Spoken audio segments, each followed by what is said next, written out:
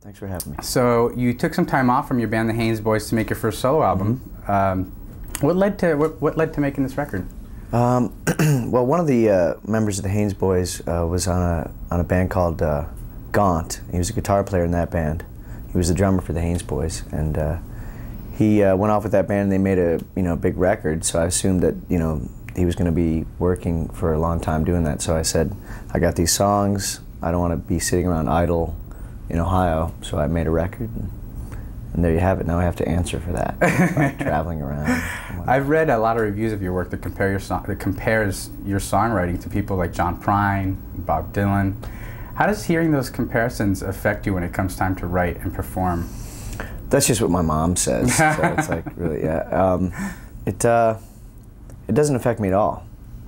It doesn't bring undue pressures on you the next time. No. I think that people have been talking about a guy with an acoustic guitar and a harmonica is like, Bob or Dylan or Neil Young or whatever. But I have a band with me too, so it's not all like that. But anybody from the Midwest is gonna pinch a little bit of the troubadour style of those guys. Right.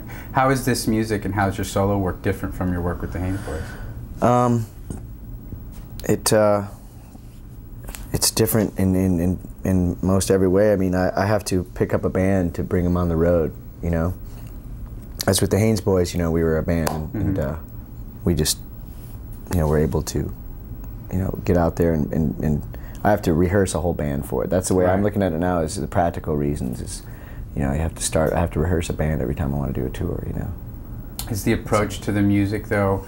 Are you consciously steering away from the sound of the Haynes Boys, or do you see them coexisting like on the same plane? Yeah, I'm not consciously steering away. I think when I'm writing songs, I don't think some of the songs are going to be for the Haynes Boys and some are going to be solo. I just, get them done, and when we get into the studio, that's just a whole different, ball game. They're just recording songs. God knows what's going to happen, really. Different. I like to, experiment, when I can.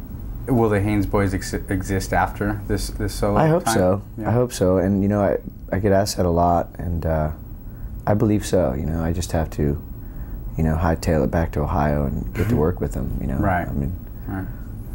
Let me ask you something about backing up a little bit about songwriting. A lot of fans seem to think that lyrics to songs offer personal insight into your personal life. How much of yourself, your real self, do you reveal in your lyrics? I've said it before, and it is true. I have eavesdropped a lot and pilfered bits and pieces of other people's lives for songs. But I don't think that's uncommon, and I think that when you're writing, there might be a flash or one moment of your own personal life that inspires a song, and then you take it from there. Right. Yeah. Right, but there's never like a conscious effort to turn a song into a cathartic moment for you, or you're dealing with something and need to move past it. Yeah, all my favorite songwriters might sing in the first person, guys like Randy Newman, but they're not that character. Right. That's not them. They're just making up a character. They're singing in the first person. It's easier to sing in the first person, I believe. Yeah. Now, have you performed at South by Southwest before? Yeah, this is number 3 or 4. I forget. Too many. Yeah, there's been a few. Well, no, there's some old timers around a lot more than me, but I love it. It's great. It's a great time. Is the experience different performing at a conference like this, where the majority of the crowd are industry people, as opposed to fans who are there, who are there specifically to see you? I used to think it was that way, but I think there's a lot of people here to have a good time and just listen to music. The word has gotten out that there's tons of great bands down here. And if you've never been, come on down one of these marches, and you'll see there's just tons of music fans too. There are a lot of business people out there, but that shouldn't have anything to do on your performance. Right. What do you think is the most offensive thing about pop music today? Boy, that's a long list probably, but from what perspective? In general. Is there any particular aspect of pop music that you think is not quite copacetic? I believe that there's, just like a lot of us, there's a lot of artists out there that believe that a large share of what the record companies are putting behind certain artists. You know, they could divvy that up amongst some of the other artists that they promote out there. You know, some of my favorite bands. You know, a couple people have heard of them already, but you know, they're not in your face every day on the radio. And I guess what I'm trying to say is that I wish they, you know, more and more bands would be given the push that some of the bands that are huge, you know, get. Right. And I understand they're businessmen; they have to answer, you know, to people. Of course. So, do you think there'll be a shift back towards concentrating more on artists that, for example, are more that are singer-songwriters? Because that's where it seems to be the dividing line nowadays of pop acts. Yeah, it's true. You're going to always need a songwriter. Although today, with hip hop and house music and some music that's made on computers and stuff, there necessarily doesn't have to be a song. They're just kind of a beat and a vibe, and you know, and a couple heys, you know. But I think there's you know, the shift. Computers will shift everything around now. I mean, obviously everybody knows that we're in the middle of the future right now. But, right.